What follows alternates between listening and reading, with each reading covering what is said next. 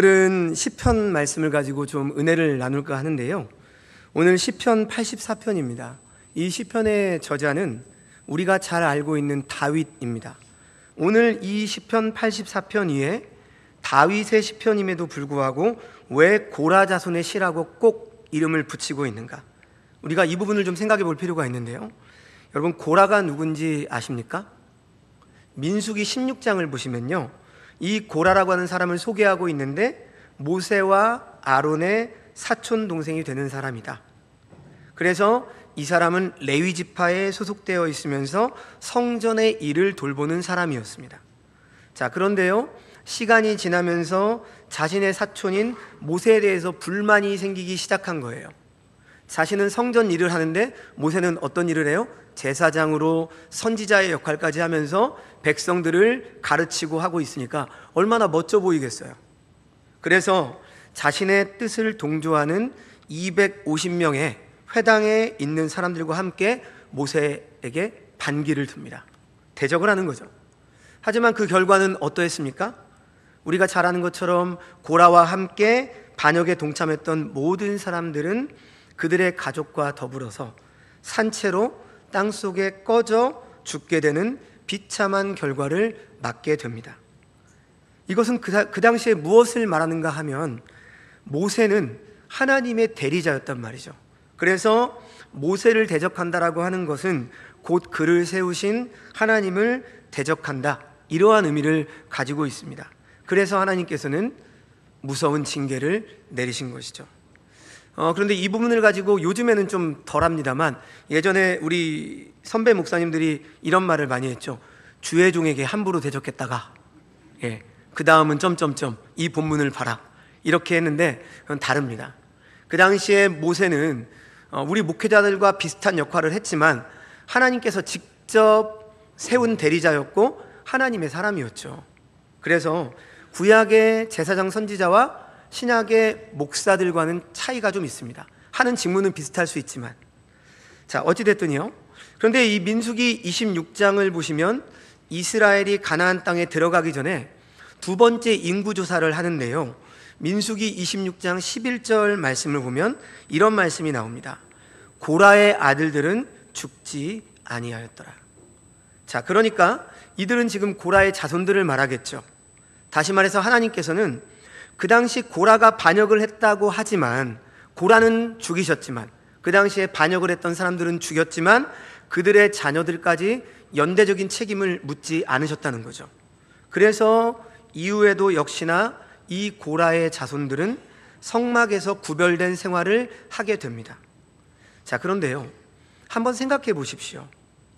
이 고라 자손들은요, 자신들을 부르는 앞에 언제나 이 고라라고 하는 말이 붙을 때마다 누구를 생각했을까요? 자기의 조상 모세를 대적한, 그래서 하나님 앞에 멸문지화를 당한 이 사실을 잘 알고 있었을 겁니다. 자, 이 말씀은 자신들의 조상 고라의 이 반역 사건은요, 고라 자손들에게 있어서는 어떤 걸까요? 아프지만 매우 훌륭한 반면교사의 내용이 되었다라고 하는 것이죠. 자, 오늘 우리가 함께 살펴볼 이 시편 84편, 찰스 스펄전 목사님, 설교의 왕이라고 별명이 붙어있는 목사님인데, 이 목사님은 이 시편을 시편의 진주다, 이렇게 표현을 했습니다. 그만큼 오늘날에도 성도들이 반드시 이 시편을 묵상해야 되고 너무나도 가치 있고 소중한 내용이라고 하는 것이죠.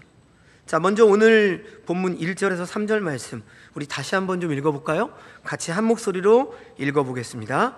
만군의 여호와여, 주의 장막이 어찌 그리 사랑스러운지요.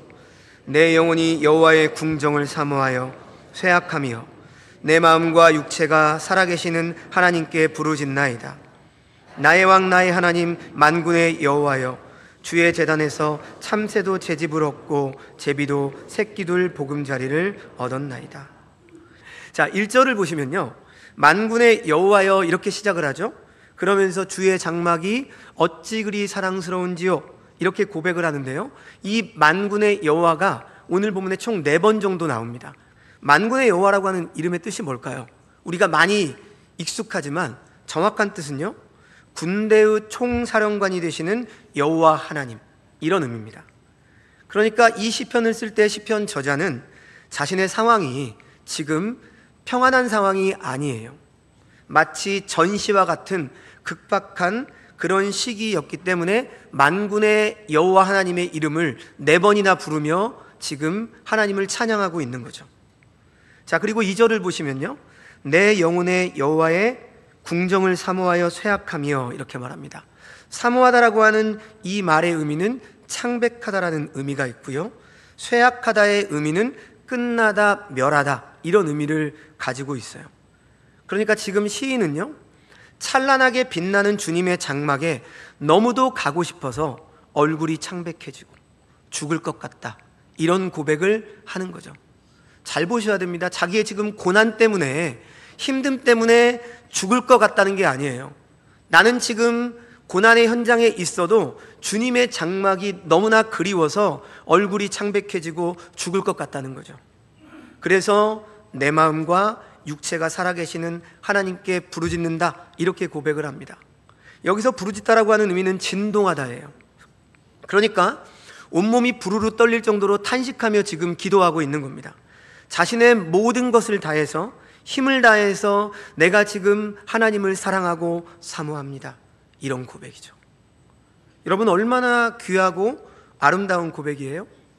자, 그런데요, 지금 이 찬양을 부르고 있는 이가 고라 자손이지만 실제로 이 시편을 지은 이가 다윗이라고 볼 때 이 시편의 내용 속에 있는 지은이의 마음과 상태와 현실, 이것이 오늘 시편에 그대로 잘 드러나 있습니다. 여러분, 지금 본문에 이 다윗의 처지를 어떻게 표현을 하고 있습니까? 3절을 보시면 참새와 제비를 언급을 하면서 그들을 부러워하고 있어요. 사모하고 있는 겁니다. 왜 그렇죠? 참새도 재지부럽고 제비도 새끼들 보금자리를 여호와의 성막 주변에 치고 있는데 지금 자신은 그러지 못하다고 하는 거죠. 왜 그렇습니까? 2절 말씀해 보니까 내 영혼이 여호와의 궁정을 사모하여 쇠약하며 내 마음과 육체가 살아계신 하나님께 부르짖는다, 이렇게 고백하죠. 지금 이 말씀을 비춰봤을 때 시편 기자는 예루살렘 성 밖에 있다는 거죠. 그래서 예루살렘 성에 멀리 떨어진 곳에서 있다라고 하는 것입니다. 지금 이 시편의 저자가 다윗이라고 한다면 지금 왜 그가 왕이었음에도 불구하고 예루살렘 궁정을 떠나 있는지 여러분 아십니까? 어떤 이유 때문일까요? 바로 자신의 아들인 압살롬의 반란 때문에. 왕이었던 자신이 한순간 자신이 생활하던 예루살렘 성을 버리고 떠나야 했기 때문이죠. 그런데요, 여러분, 놀라운 것은요, 다윗의 현실이 이렇게 비참하고 기약이 없는 고난의 삶이지만 그가 지금 예루살렘 성을 바라보면서 사모하는 마음, 또 하나님 앞에 부르짖고자 원하는 것은 무엇입니까? 자신의 이런 현실로부터 벗어나기 위한 목적이 아니라는 것이죠. 이유는 한 가지입니다. 내가 주의 제단을 떠나 있기 때문에, 주의 성막을 떠나 있기 때문에, 그래서 지금 부르짖고 있는 거예요.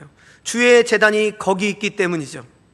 다시 말하면 하나님께서 임재하시는 성막이 그곳 가운데 있기 때문입니다. 사랑하는 성도 여러분, 우리의 상황이 어떠한 형편에 처해 있을지라도 신자의 삶 속에서 우리의 영혼이 하나님의 전을 그리워하는 것, 하나님의 품을 그리워하는 것, 이것이 진정한 신자의 모습입니다.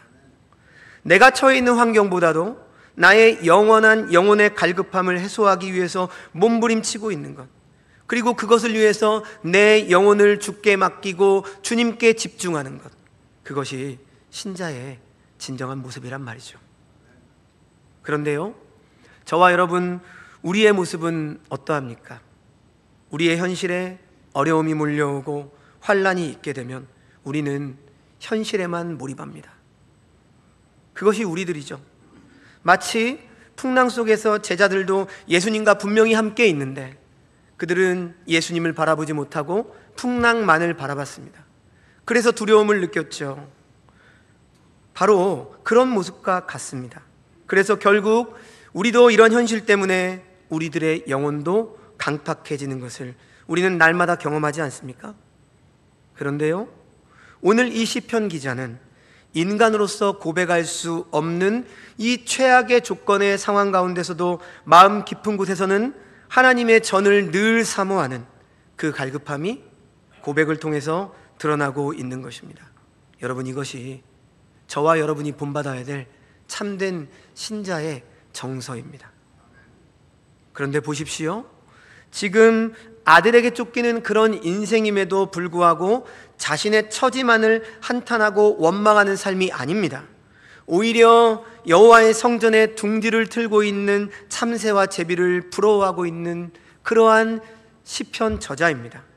다시 말하면 하나님의 전에 좀 더 가까이 갈 수만 있다면 이러한 마음으로 가득 차 있는, 이런 마음을 품고 있는 사람이 바로 영혼이 잘된 사람이라는 것이죠. 그런데 여러분, 지금 영혼이 잘 되는 사람이 무엇을 주목하고 있는지 오늘 말씀을 잘 보십시오. 1절 말씀에 뭐가 나오죠? 주의 장막. 2절 여호와의 궁정. 3절 주의 제단. 4절 주의 집. 이렇게 말하고 있죠. 지금 한 절마다 동일한 것을 다른 단어로 표현하고 있어요. 무슨 말씀이죠? 영혼의 잘됨에 관심이 있는 사람, 영혼이 실제로 잘 되는 사람의 관심은 늘 어디에 있습니까? 하나님께서 함께 하시는 것, 하나님과 함께 하는 것, 이것을 늘 소망하고 그리워하고 있는 것이죠. 오늘 이곳을 시편 기자는 장막이라고 표현을 하고 있는데요, 실제로 다윗 시대에는 성전이 아직 없었죠. 아들 솔로몬이 성전을 세우지 않습니까? 그러니까 그 당시에는 대신 성막이 있었죠. 이 성막은 우리가 잘 아는 것처럼 하나님이 임재하시는 상징의 의미가 있습니다. 그래서 성막은 하나님과 사람이 만나는 장소였죠. 자, 그런데 신약 성경을 보시면요, 성전에 대해서 예수님께서 뭐라고 말씀하세요? 요한복음 2장을 보시면 성전 청결 사건이 기록되어 있는데요, 예수님께서 요한복음 2장 19절에서 뭐라고 말씀을 하시냐면 이렇게 말합니다. 너희가 이 성전을 헐라 내가 사흘 만에 다시 일으키리라. 자, 그런데 여기서 말하는 성전은 무엇을 의미하는 거죠?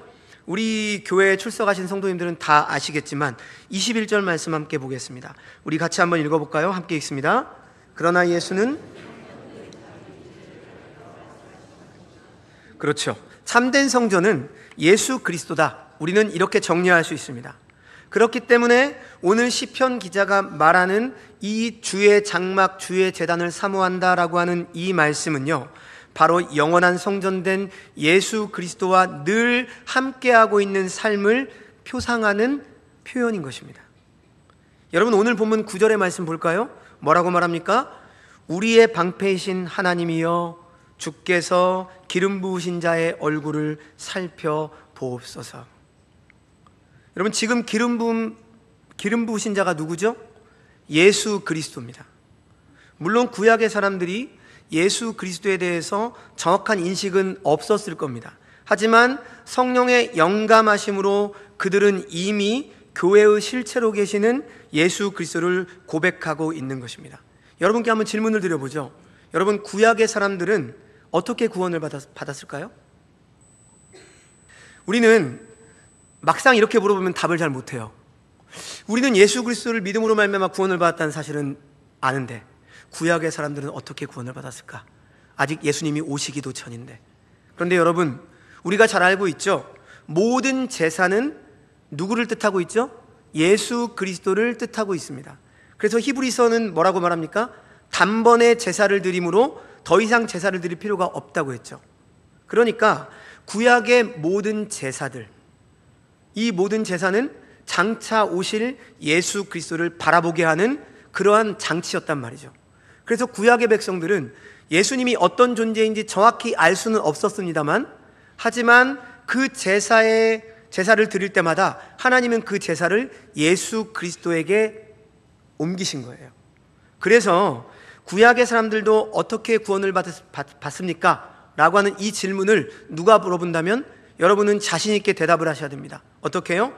오실 예수 그리스도를 믿음으로 말미암아 구원을 받았습니다.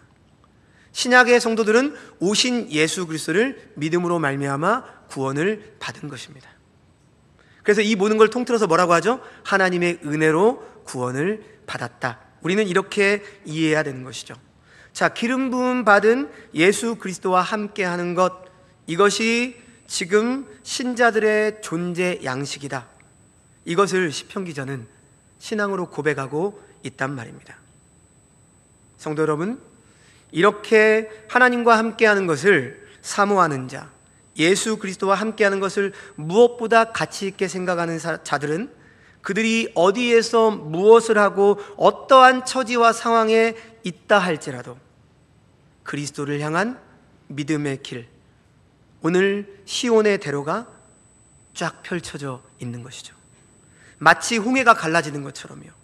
그런 표현을 오늘 5절은 이렇게 말씀합니다. 우리 함께 5절 말씀 읽어볼까요? 함께 읽습니다. 주께 힘을 얻고 그 마음에 시온의 대로가 있는 자는 복이 있나이다. 여러분, 지금 시편 기자의 이런 상황에서 어떻게 힘을 얻을 수 있겠어요? 이러한 상황에서 어떻게 찬송이 나올 수가 있겠습니까? 하지만 그의 영혼이 간절히 주의 장막과 성전을 사모할 때 하나님께서는 그 마음 가운데 힘을 더하여 주시고 그 마음으로 시온의 대로를 향할 수 있는 마음을 주시는 것입니다. 여러분, 이것이 참된 신자의 삶입니다. 그런데 시온의 대로, 주의 교회로 향하는 이 튼튼하고 올곧은 분명한 그 길이 우리에게 펼쳐져 있다 할지라도 우리의 형편이 변할까요? 그렇게 많이 변하지가 않아요. 6절 말씀 보십시오. 뭐라고 시작하죠? 그들이 눈물 골짜기로 지날 때. 여러분, 아무리 우리 마음에 시온의 대로가 펼쳐져 있다 할지라도 우리 인생에 있어서 이 고난과 아픔과 역경과 환난의 자리에서 벗어날 수 있습니까? 그렇지 못합니다. 눈물의 골짜기를 통과하게 되는 것이 우리의 삶이란 말이죠. 성도 여러분, 여러분의 인생, 지금까지의 인생을 한번 돌아보십시오. 우리는 인생을 살아가면서 원하든 원치 않든 눈물의 골짜기를 지나가야만 합니다. 반드시 지나갈 수밖에 없습니다. 그러면 여러분, 이 성경은 이 눈물의 골짜기를 피해가는 것이 우리의 신앙이고 간구해야 될 내용이라고 말씀하고 있을까요? 그렇지 않습니다. 비록 우리는 여러 눈물의 골짜기를 지난다 할지라도 그 과정 역시 시온의 대로로 나아가는 것이기 때문에 결코 눈물로 끝나지 않는다.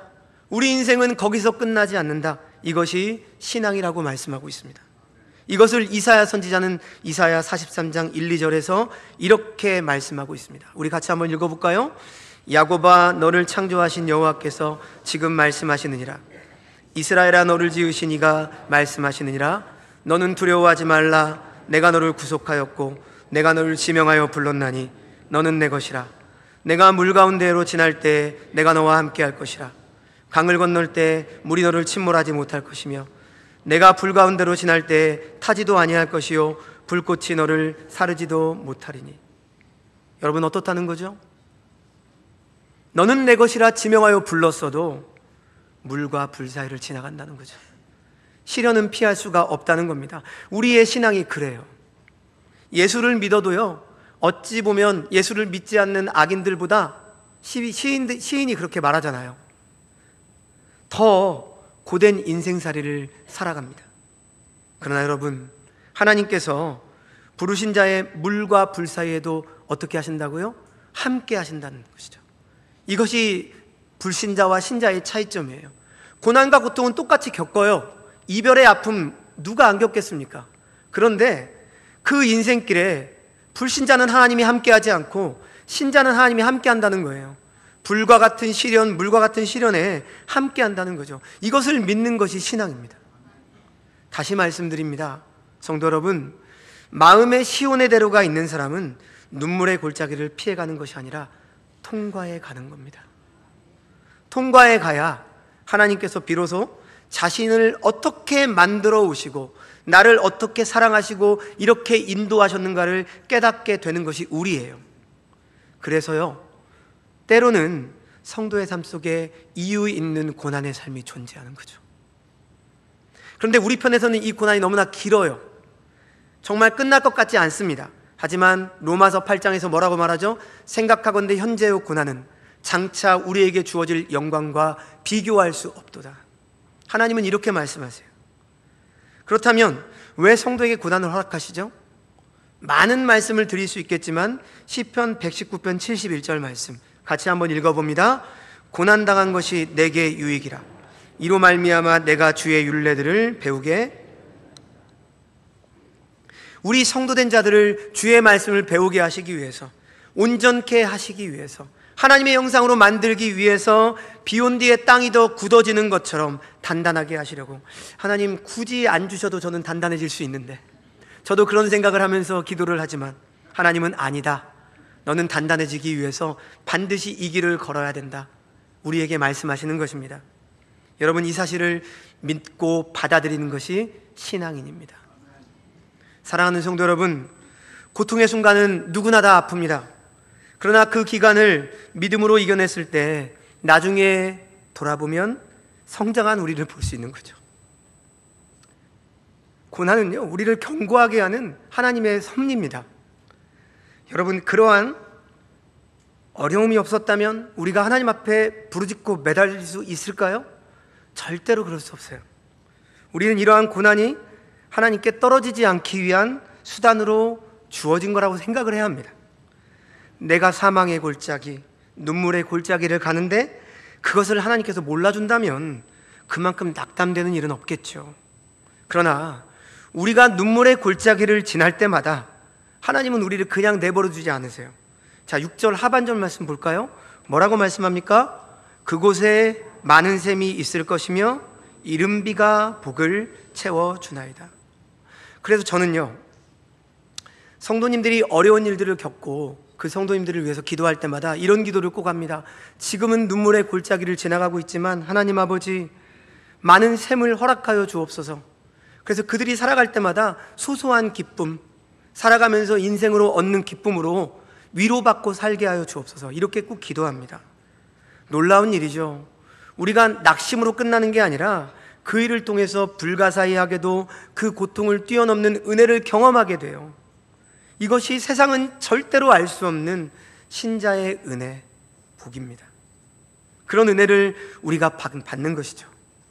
바로 이러한 자가 마음의 시온의 대로가 있는 자고 복된 자라고 하는 것이 이 시편 기자가 고백하는 오늘 노래인 것입니다. 그리고 이러한 은혜를 입은 자들은 오늘 본문 7절에서 9절 말씀, 이런 고백을 하고 있는 거죠. 같이 한번 읽어봅니다. 그들은 힘을 얻고 더 얻어나아가 시온에서 하나님 앞에서 각기 나타나리라. 만군의 하나님 여호와여, 내 기도를 들으소서. 야곱의 하나님이여, 귀를 기울이소서. 우리의 방패이신 하나님이여, 주께서 기름 부으신 자의 얼굴을 살펴보옵소서. 마음의 시온의 대로가 있는 성도는 힘을 얻고 더 얻어 하나님 앞에 기도하면서 자신의 기도를 들으시고 있다라고 하는 확신을 가질 수가 있는 거죠. 왜냐하면 하나님은 우리의 아버지시기 때문이죠. 계속해서 10절 말씀도 볼까요? 주의 궁정에서의 한날이 다른 곳에서의 첫날보다 나은즉 악인의 장막에서 사는 것보다 내 하나님의 성전 문지기로 있는 것이 좋사오니. 첫날을 제 아무리 세상에서 오래 사는 것보다 주 안에서의 한날을 사는 것이 낫다라고 시편 기자는 고백해요. 악인의 장막에서 누릴 것을 다 누리면서 사는 것보다 내가 문지기여도 좋으니까 하나님의 성전에 속해 있는 것, 구원의 백성이 되는 것이 좋습니다 라고 고백을 하고 있다란 말이죠. 여러분, 얼마나 아름다운 고백입니까? 바로 이런 자가 그 마음에 시온의 대로가 있는 자입니다. 그리고 결론적으로 12절 말씀처럼 주께 의지하는 것이 가장 큰 복이라고 하는 사실을 늘 기억하는 자가 마음에 시온의 대로가 있는 자의 삶이라는 것이죠.